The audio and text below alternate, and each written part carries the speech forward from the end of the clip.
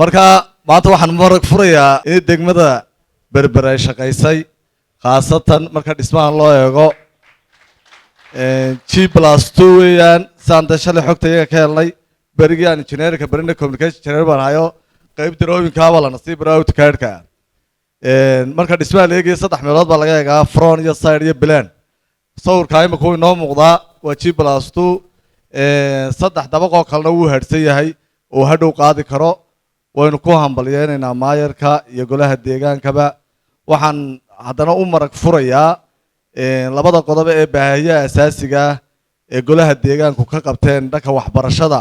maalin 2025 wax qabadka u qabsoomay ay soo jeedinayeen labada iyo caafimaadka waan ka qayb galay muddo 3 saacadood mise 4 saacadood gaaraysa ayaa mid walba laga sheekeynayay degmo walba waxa uu qabsoomay marka waxa taana keentay shaqaynta la ilaalinayo waayo dadkaasi waxay ka aradan yihiin dugsiyadiina way ka aradan yihiin caafimaadkiina way ka aradan yihiin qof walba meesha uu roob ayuu jeclaanaya marka dambe inuu ka mid noqdo madaxweyne waan ugu hambalyeynaya dadkuna had iyo jeer waxa hadha waxa dhismaha qofka masalan hadhow 100 sano kadib hebel baa dhisa la oranaya